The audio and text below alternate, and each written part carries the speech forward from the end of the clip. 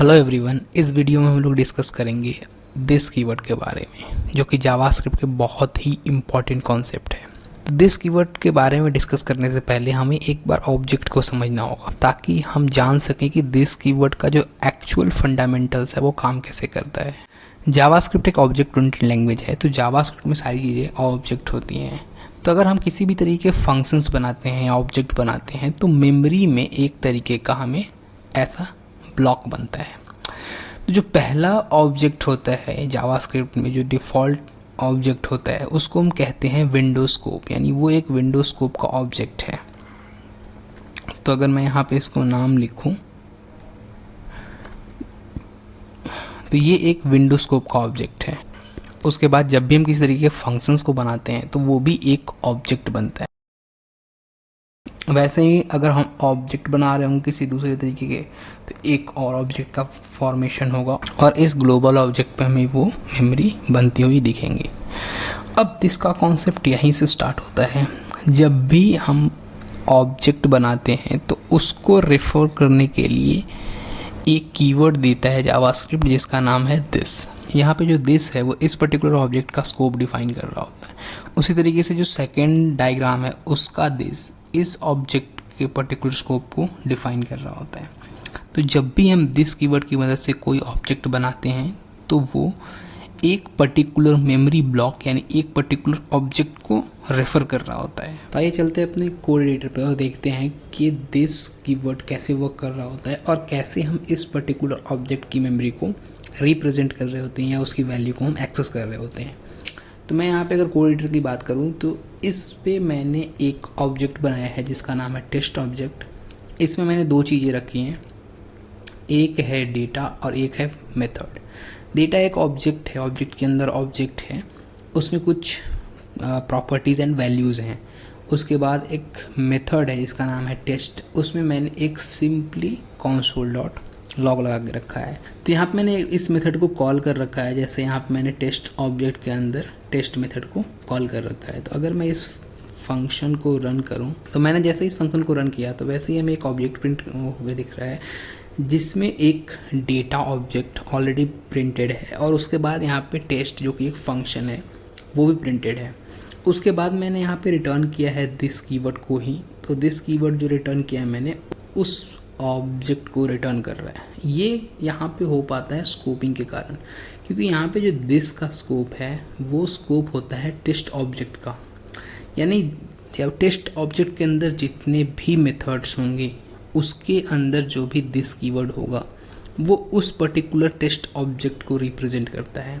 जैसा कि मैंने यहाँ पे डायग्राम में बताया कि ये है एक पर्टिकुलर ऑब्जेक्ट। जैसे वहाँ पे जो मैंने ऑब्जेक्ट बनाया है, अगर इसको नाम कुछ रख लें तो इसका नाम हम रख सकते हैं टेस्ट ऑब्जेक्ट।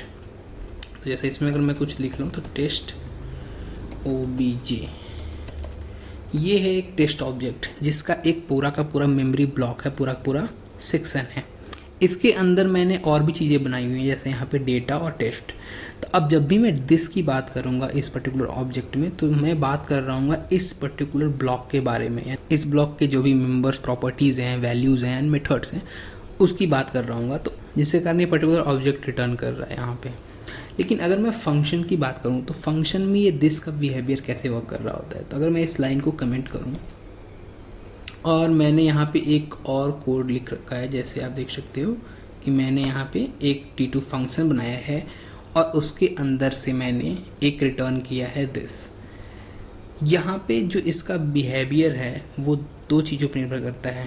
पहला है स्ट्रिक्ट मोड, दूसरा है वो स्ट्रिक्ट मोड नहीं होना। तो अभी मैं इस फंक्शन के अंदर स्ट्रिक्ट मोड लगा के रखा हूँ। तो अगर मैं इस प्रोग्राम को रन करूँ, जैसे अगर मैं यहाँ पे पहले सेव करता हूँ और उसके बाद नोड दिस कीवर्ड को मैं रन करता हूँ, तो आप देख सकते हो कि जैसे ही मैंने स्ट्रिक्ट मोड लगाया, तो स्ट्रिक्ट मोड लगाने के बाद ये जो दिस रिटर्न कर रहा है वो रिटर्न कर रहा है अनडिफाइंड, क्योंकि ये किसी ऑब्जेक्ट का पार्ट नहीं है फ़िलहाल।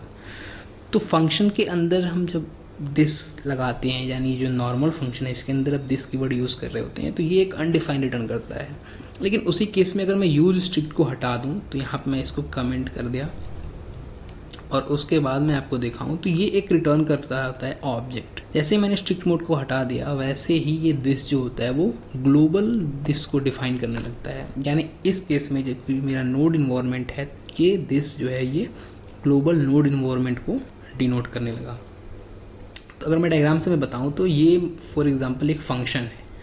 तो फंक्शन एक ऑब्जेक्ट है, इसके अंदर कोई भी प्रॉपर्टीज़ कोई भी वैल्यूज़ फिलहाल नहीं है। जब भी हम दिस कीवर्ड को रिटर्न कर रहे होंगे तो इसमें एक अनडिफाइंड प्रॉपर्टी मिलेगी क्योंकि ये एक फंक्शन ऑब्जेक्ट है और फंक्शन ऑब्जेक्ट में कोई भी मेंबर मेथड्स और प्रॉपर्टीज़ नहीं होते। लेकिन अगर मैं स्ट्रिक्ट मोड की बात करूं तो ये फिनोमिना केवल स्ट्रिक्ट मोड में ही रन करता है। और अगर मैं स्ट्रिक्ट मोड को हटा दूं तो यहाँ पे जो ये दिस कीवर्ड है तो दिस ये ग्लोबल स्कोप का दिस के ऊपर बेस हो जाएगा। तो ये नोड स्कोप के ऊपर दिस कीवर्ड पूरा का पूरा डिपेंड हो गया होगा। लेकिन अगर मैं एक ऑब्जेक्ट बनाऊं, जैसे फॉर एग्जांपल यहाँ पे मैंने एक ऑब्जेक्ट बनाया कॉन्स्ट obj इक्वल टू, इसमें मैंने कुछ एक प्रॉपर्टी रखा जैसे a इक्वल टू एक कॉलन, यहाँ पे मैंने कुछ रखा obj ऑब्जेक्ट, यहाँ पे मैंने obj सिंपली रख दिया है। अब हमें पता है कि जब हम इस पर्टिकुलर ऑब्जेक्ट में इस फंक्शन T2 फंक्शन को असाइन करेंगे तो इसका बिहेवियर क्या देखने को मिलता है थोड़ा सा हम देख लेते हैं। जैसे मैंने यहाँ पे obj जो ऑब्जेक्ट है उसके अंदर मैंने एक T2 नाम का प्रॉपर्टी बनाया जिसके अंदर मैं रख देता हूँ T2 फंक्शन को। तो यहाँ पे मैंने रख लिया है obj के अंदर जो एक T2 ऑब्जेक्ट बनाया है उसके अंदर मैं ये T2 फंक्शन को असाइन कर लिया है। तो अगर मैं इस ऑब्जेक्ट के T2 फंक्शन को कॉल करूं जैसे obj.T2 और इसको मैं यहाँ पे कॉल करूं और इस प्रोग्राम को रन करूं तो आप देख सकते हैं कि इसमें भी हमें अनडिफाइंड देखने को मिलता है। ऐसा क्यों? ऐसा इसलिए कि अभी ये स्ट्रिक्ट मोड में है और स्ट्रिक्ट मोड के कारण ये चीज़ें हमें देखने को मिल रही हैं। लेकिन जब मैं इस प्रोग्राम को स्ट्रिक्ट मोड से हटा के और रन करता हूँ तो आप देख सकते हो कि यहाँ पे जो ये ऑब्जेक्ट है वो पर्टिकुलर ऑब्जेक्ट हमें रिटर्न करना। तो यहाँ पे जो ऑब्जेक्ट है वो पर्टिकुलर ऑब्जेक्ट रिटर्न करता है, साथ साथ वो मेथड जो कि यहाँ पे T2 है जो कि इस ऑब्जेक्ट में असाइन है वो हमें देखने को मिलता है। स्ट्रिक्ट मोड के कारण हम किसी भी एसोसिएट नहीं कर सकते हैं दूसरे ऑब्जेक्ट में किसी भी फंक्शन को, और अगर हम एसोसिएट करते हैं तो उस पर्टिकुलर फंक्शन का जो दिस है वो एसोसिएट नहीं होता क्योंकि वो ग्लोबल स्कोप से यहाँ पे मैच नहीं कर रहा होता। इसी कारण ये हमें ऑब्जेक्ट रिटर्न देखने को मिलता है। लेकिन जैसे ही मैं स्ट्रिक्ट मोड को ऑन कर देता हूँ तो उसके कारण ये ऑब्जेक्ट हमें रिटर्न होके देखने को नहीं मिलता। व्यू स्क्रिप्ट के बारे में मैं एक पर्टिकुलर वीडियो बनाऊंगा जिसमें मैं बताऊंगा कि एक्चुअल फिनोमिना क्या होता है यूज स्क्रिप्ट का, क्यों हम यूज स्क्रिप्ट यूज़ करते हैं तो बहुत सारे एसोसिएशंस नहीं हो पाते फंक्शन के साथ। लेकिन फ़िलहाल हम ये जान लेते हैं कि ये जो एसोसिएशंस ऑफ मेथड्स हैं जो कि हम ऑब्जेक्ट में भी रख रहे हैं वो नहीं होगा अगर हम यूज स्ट्रिक्ट मोड में इसको ओपन करें तो। अब बात कर लेते हैं एरो फंक्शंस में दिस कीवर्ड का क्या फिनोमिना होता है। तो अगर मैं इस फंक्शन को एरो फंक्शन में कन्वर्ट करूं, जैसे मैंने यहाँ पे लिखा कॉन्स्ट और यहाँ पे मैंने T2 ही रख देता हूँ, और इसको मैं अगर एरो फंक्शंस में कन्वर्ट करूं तो इसका फिनोमिना क्या होगा हम देखें अगर, तो यहाँ पे इसको कमेंट करते हैं और इसको मैं यहाँ पे सिंपली T2 को कॉल करता हूँ। तो यहाँ पे मैंने इस प्रोग्राम को किया सेव और मैंने सिंपल दिस कीवर्ड वाले को कर दिया है रन। अब देख सकते हो कि यहाँ पे हमें एम्प्टी ऑब्जेक्ट देखने को मिलता है। अगर आप नहीं जानते कि जो ये एरो फंक्शंस हैं वो कैसे मेमोरी में इनिशियलाइज होते हैं तो आप वो वीडियो जाके देख सकते हैं ताकि आपको क्लियर होगा कि क्यों ये एम्प्टी ऑब्जेक्ट हमें देखने को मिल रहा है। तो आप देख सकते हो कि जैसे ही मैंने यहाँ पे T2 को रन किया तो वहाँ पे जो दिस एक सिंपली ऑब्जेक्ट रिटर्न हो रहा है।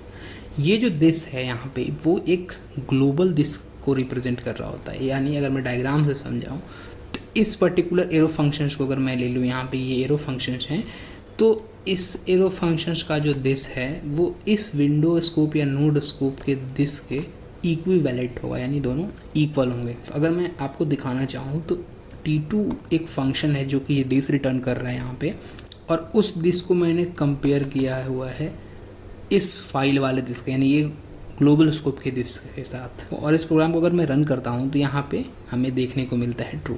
क्योंकि जो ये ग्लोबल स्कोप का दिस है, यानी विंडो स्कोप कह सकते हो या नोड स्कोप कह सकते हो, तो ये इस स्कोप का जो दिस है वो यहाँ पे एरो फंक्शन के दिस के से इक्विवेलेंट है। तो एरो फंक्शन का कोई भी अपना दिस कीवर्ड नहीं होता, क्योंकि जो एरो फंक्शंस मेमोरी में क्रिएट होते हैं वो एक वेरिएबल की तरह क्रिएट होते हैं। तो यहाँ पे जो T2 है, जो कि एक एरो फंक्शन है, वो क्रिएट हो रहा है ग्लोबल स्कोप में।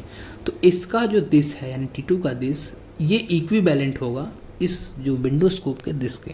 और अगर आप जानना चाहते हैं कि एरो फंक्शंस कैसे मेमोरी में क्रिएशन होता है, तो मैंने ऑलरेडी एक वीडियो बना दिया स्कोप के बारे में, तो आप जाके उस पर्टिकुलर स्कोप के वीडियो देख सकते हो।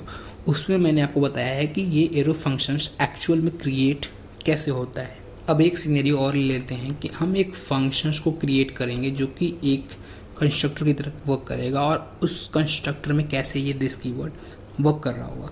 तो मैं यहाँ पे एक फंक्शन बना लेता हूँ, फंक्शन जिसका नाम है टेस्ट कॉन्स, ऐसे रख लेता हूँ कुछ नाम, और इसमें मैं सिंपली रिटर्न कर देता हूँ दिस को, रिटर्न कर देता हूँ यहाँ पे दिस को। तो अगर मैं इस फंक्शन को न्यू कीवर्ड की मदद से बनाऊं तो ये हमें क्या रिटर्न करने को मिलता है। अब मैंने इस फंक्शन को कॉल किया है न्यू कीवर्ड की मदद से, तो यहाँ पे जो ये t है वो एक ऑब्जेक्ट है। तो यहाँ पे मैंने प्रॉपर एक फंक्शन बनाया है जिसके अंदर एक प्रॉपर्टीज इनिशियलाइज की है जिसकी वैल्यू है 33, और वो पर्टिकुलर फंक्शन को मैंने न्यू कीवर्ड की मदद से इंस्टेंशिएट किया है। तो यहाँ पे t जो है वो एक पर्टिकुलर ऑब्जेक्ट है इस फंक्शन का। अब जैसे मैं इस कीवर्ड को रन करता हूँ तो आप देख सकते हो कि यहाँ पे हमें एक ऑब्जेक्ट देखने को मिलता है जो कि इसकी वैल्यू है a और इसमें है 33। तो जब भी हम किसी भी फंक्शन को न्यू कीवर्ड की मदद से कॉल कर रहे होते हैं तो वो एज कंस्ट्रक्टर के रूप में कॉल कर रहा होता है अपने। उसके बाद जो हमें रिटर्न देखने को मिल रहा है वो है वो पर्टिकुलर ऑब्जेक्ट। टेस्ट कॉन्स जो एक फंक्शन है उसको एज अ न्यू कीवर्ड की मदद से कॉल कर सकते हैं जो कि एक कंस्ट्रक्टर के रूप में काम करेगा, और जो वो ऑब्जेक्ट रिटर्न करने को मिलेगा वो एक पर्टिकुलर ऑब्जेक्ट होगा उस फंक्शन स्कोप का। फिलहाल इस वीडियो में इतना ही। आगे और भी इंटरेस्टिंग वीडियो देखने के लिए इस चैनल को जरूर सब्सक्राइब कीजिए। Thank you for watching this video.